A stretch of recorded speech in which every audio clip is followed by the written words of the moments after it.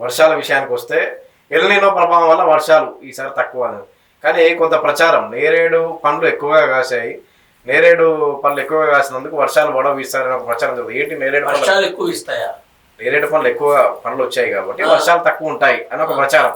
నేరేడు పళ్ళకు వర్షాలకు లింక్ ఏంటి? నేరేడు పళ్ళు ఎక్కువ కాసినప్పుడు కరువు పరిస్థితులు వస్తాయని ఈ మధ్య కొంతకాలంగా చూస్తున్నాను. కొంతమందికి ఏంటంటే వాళ్ళు ఎలాగైనా వైరల్ అవ్వాలి, ఎలాగైనా వాళ్ళ గురించి మాట్లాడుకోవాలి, ఎలాగైనా వాళ్ళకి 4 అపాయింట్మెంట్స్ కావాలి అనే ఆలోచనతో దేనికి తలకి తోకకి సంబంధం లేకుండా మాట్లాడుతున్నారు. ఇప్పుడు ఈ నేరేడు పళ్ళు ఎక్కువ కాస్తే వర్షాలు వస్తాయా? వర్షాలు పడవట, వర్షాలు పడవు. మరి నేరేడు పళ్ళు చెట్లు మరి కాయట్లేదా? నిన్ననే కొన్నా 2 పావు కిలోలు నీ నేరేడు పళ్ళు కొన్నా, వర్షం పడుతోందిగా. ఈ పిచ్చి పిచ్చి మాటలను దయచేసి ప్రజానీకం ఒకటి దృష్టి పెట్టుకోండి. వాతావరణంలో వచ్చే మార్పులు, సముద్ర గర్భంలో నుంచి వచ్చే మార్పులు, ఇవన్నీ కూడా సైంటిఫిక్గా చూస్తే వాటి ద్వారా వస్తాయి. భగవంతుడు అనుగ్రహిస్తే రైతుకి ఎంత కావాలో అంత వర్షం వస్తుంది. అలా ఉండాలి. విపత్తులు మనకి చెప్పిరావు. ఆ వచ్చే విధానాన్ని వాతావరణ శాఖలో ఒక్కసారి బొక్కబోలో పడతారు. రేపు భయంకరమైన వాన అన్నారు ఒకరోజు మన తెలంగాణలోనే, చచ్చేలా ఎండగాసింది. వాతావరణ శాఖే 100కి 100% చెప్పలేనప్పుడు ఈ యూట్యూబ్ ఛానల్స్లో ఎలా చెప్తారు వీళ్ళు? ఏది అంత చదువుకొని అంత స్థాయికి ఎదిగి ఒక వాతావరణ శాఖకి డైరెక్టర్గా ఉండి వాళ్ళే 100కి 100% చెప్పలేకపోతే నువ్వు 4 అంజనాలు వేసి నువ్వు చెప్పేస్తావా?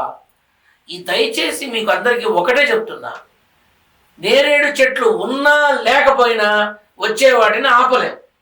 ఓకే, ఈసారి వర్షాలు సమ్మురి, ఎండలు ఎంత మాడు విరగొట్టాయో వర్షాలు అంత చక్కగా పడతాయి, అందులో డౌట్ లేదు. కరువు పరిస్థితులు దేశం అంతా కరువు పరిస్థితులు రావచ్చని వాతావరణ శాఖ చెప్తా. ఎల్నినో ప్రభావం ఇది. 365 మన దేశంలో అందరికీ కరువే. అన్ని కరువులు ఉన్నాయి, మనకి అన్ని కరువులు ఉన్నాయి. పొద్దున 6 గంటలకు మందు షాప్ ఓపెన్ చేయకపోతే వాడు వెళ్ళి దాన్ని తగలబెడతాడు, కరువేగా. అనుకున్న గర్ల్ ఫ్రెండ్ సినిమాకి రాకపోతే వాడు ఇంకో దాన్ని వెంటబడతాడు, కరువేగా.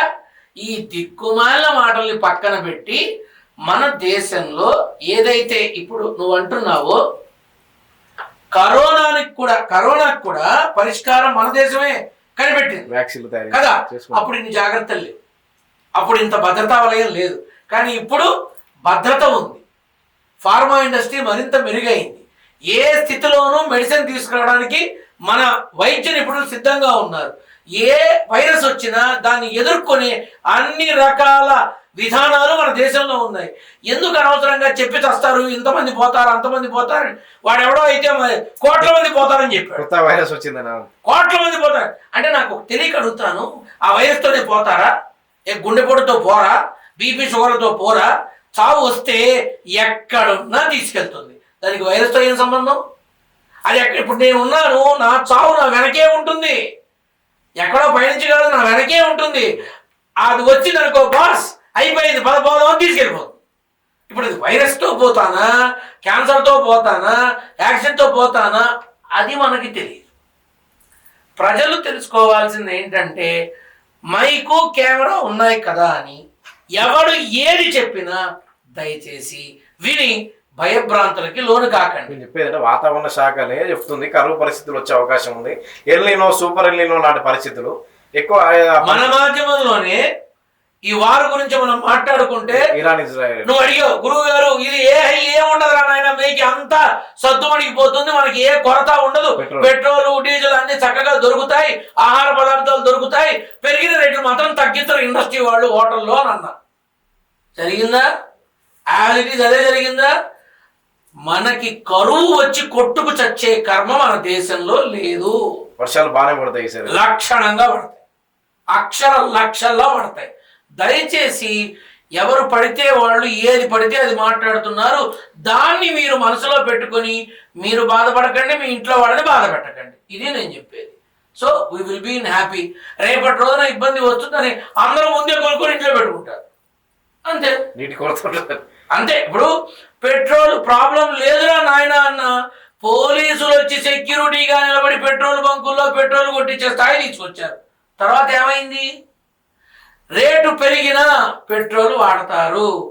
ఎన్ని బ్యాటరీ వెహికల్స్ వచ్చినా, ఎన్ని గ్యాస్ వెహికల్స్ వచ్చినా ఖచ్చితంగా భవిష్యత్తులో పెట్రోల్ డీజిల్ వెహికల్సే అగ్రస్థానంలో ఉంటాయి. Note this point.